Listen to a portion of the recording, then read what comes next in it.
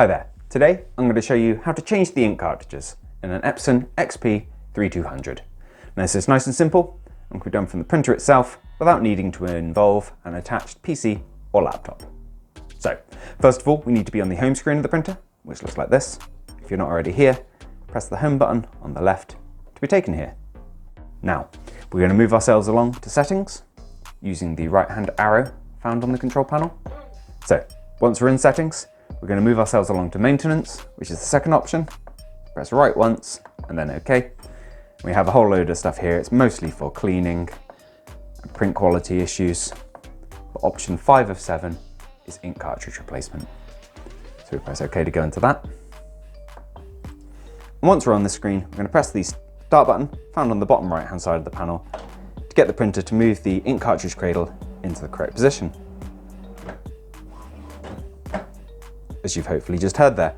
Now, to gain access to this, there's a slot found on the left and right of the printer underneath the scanner bed. So we lift that gently, and as you can see, the ink cartridge cradle has moved over into the correct position.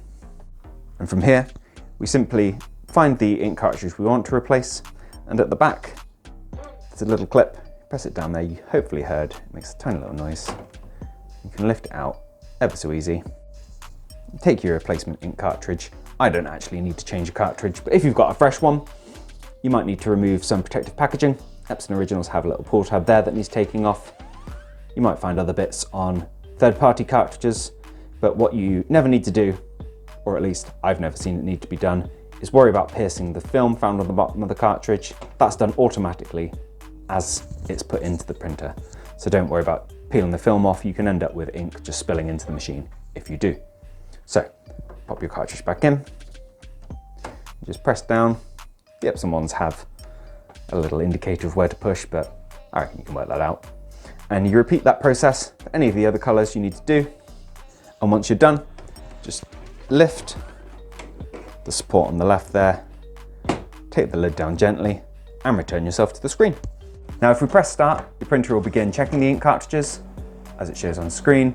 It's just making sure that it can recognise the attached chips and it's perfectly happy with the cartridges. If you popped any new ones in, it'll take a minute to initialise, and what it's doing is just kind of pulling the fresh ink from the new cartridges, making sure it's where it needs to be within the print head and ensuring you don't have any kind of dips in print quality as it transitions from the old ink to the new ink. So we can leave it to do its thing for just a minute, and it's as simple as that. You take it back to this screen, but there's nothing else really to do. Press home and carry on printing as normal. Now I hope you found this video useful. If you have, let me know with a like.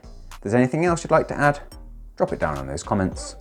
Otherwise, take care and I'll see you next time. Bye bye.